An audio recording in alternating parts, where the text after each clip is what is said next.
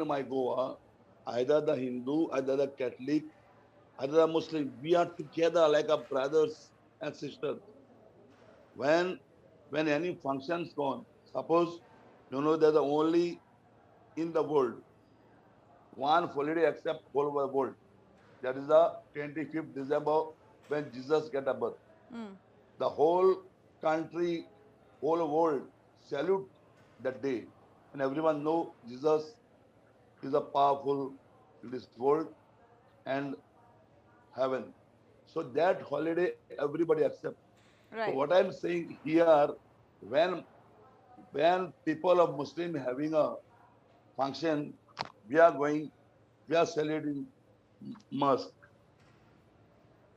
We are going when Diwali, we are going with the Hindus. We are celebrating temple. Right. These people are coming to our Christmas. They are celebrating our church. This is the this is the our constituency, and we are going like this, brother sister like in war.